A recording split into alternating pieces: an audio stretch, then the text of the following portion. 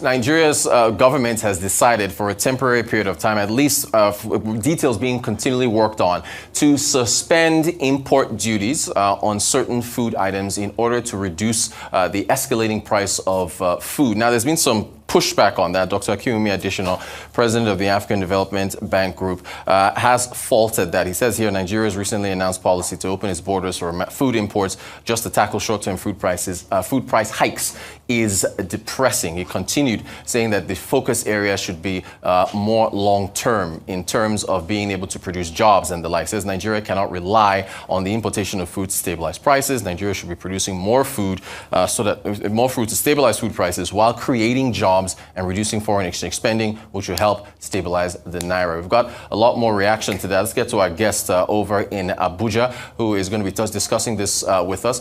Dr. Tony Bello, of course, he is, of course, the chief executive and founder of Bridgeport, I believe, over in Virginia. He's going to be joining us now to discuss basically the reactions to that. Actually, Shine Bridge Global Incorporated from our Abuja studios. Dr. Bello, thank you so much for joining us. Appreciate your time. What do you make of the comments on the president of the AFDB? Good morning, first and foremost, Mr. Rotus. It's a pleasure to be on your show for the first time. Dr. Akinwumi Adesina, as we all know him, we like to call him Africa's optimist in chief. A renowned agricultural economics, a subject matter expert, a financial engineer who is leading the African Development Bank through leaps and bounds. And I believe just reading through and getting the media clips on his remarks in terms of the removal of tariffs, tax-free import is a threat to the import substitution policy of government that we have observed over the past 12 years. But let's put this in context. He was speaking on the issue of food security and financial sustainability, the role of the church at the Council of Anglican Provinces of Africa retreat. So let's look at the spiritual context of his messaging, almost sounding as a prophet.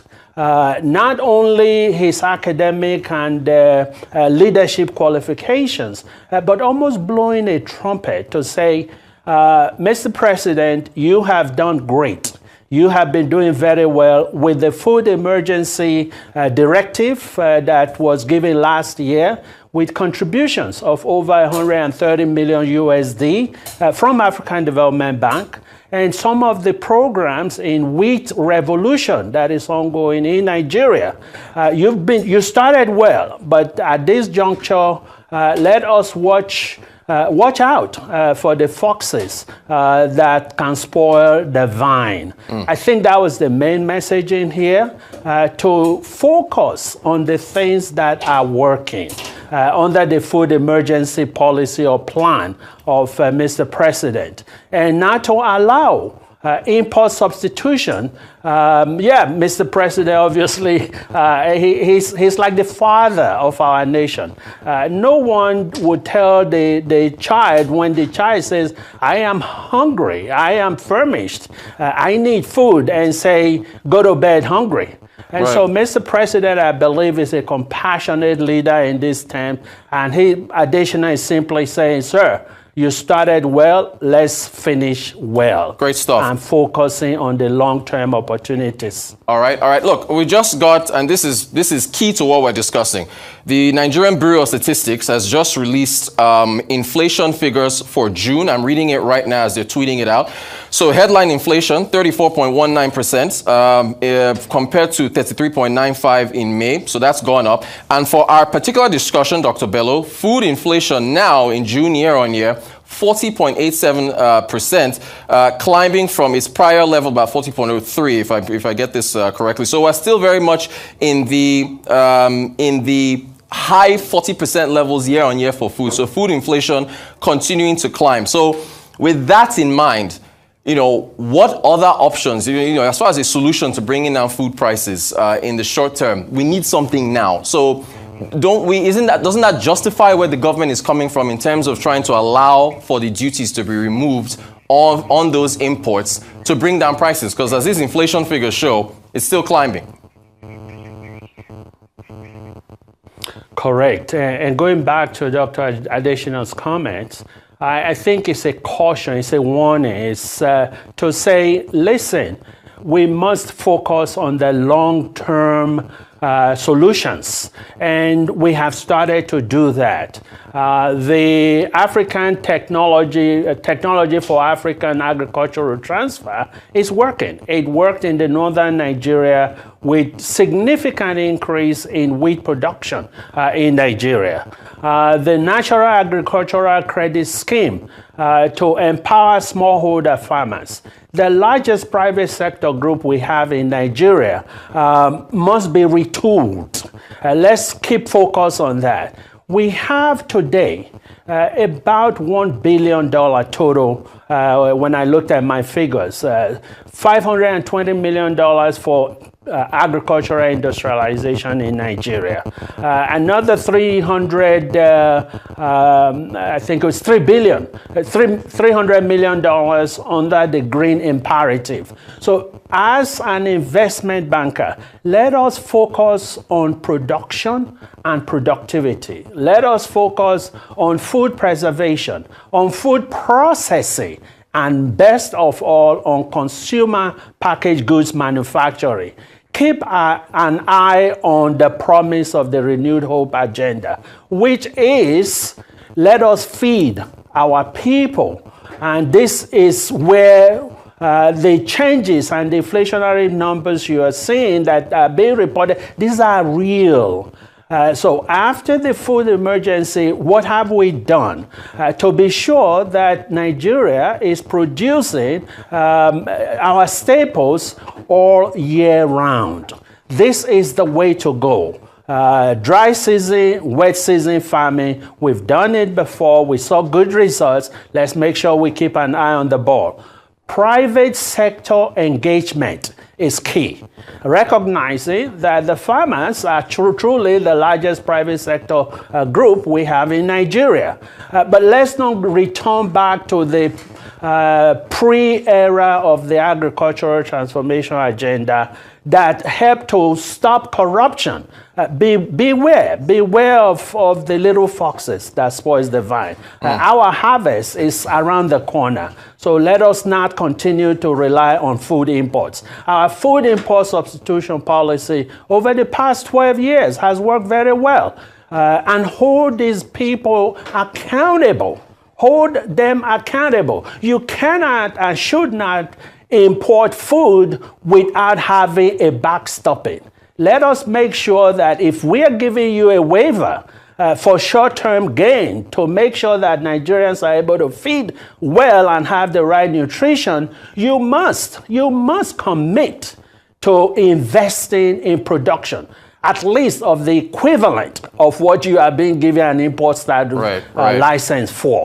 Let us not just be consumers, let us also be producers. Now, should that be at the state level? Because the head of the Lagos chapter of the Rice Farmers Association, he also was weighing in, saying that these imports are rather removing the duties on the imports for rice will impact domestic producers that his association represents. So he says here the import duties exception the government has granted for rice imports will greatly affect local rice production. Now, since Mr. Raphael Hunsa is the chair of the Lagos chapter of the Rice Farmers Association, should we be breaking these things down to states, Dr. Bello? Should we, Lagos, Akwa Ibom, wherever, Delta, should we, rather than looking at the federal government?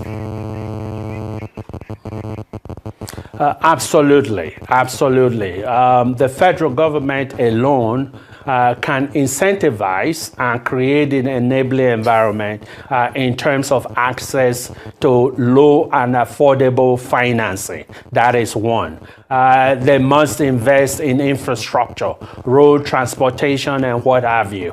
But the real agricultural production happens at the state level.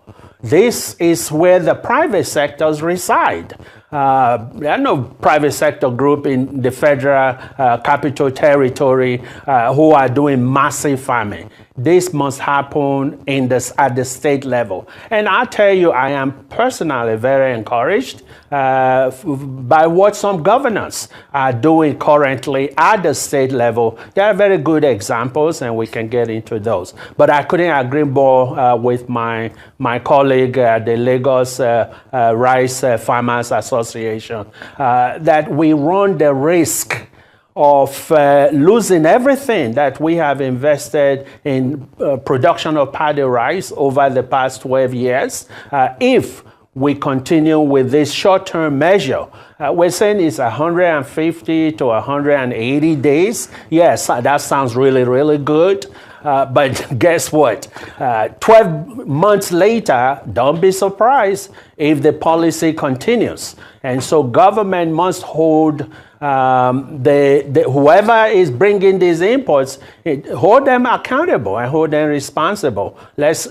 Show me your farms. If I'm giving you import for wheat, show me your wheat farm. If I'm giving you import for maize or corn, show me your farm. I think that accountability level is important, and transparency in this process, engagement of private sector is key. Incentivize the private sector.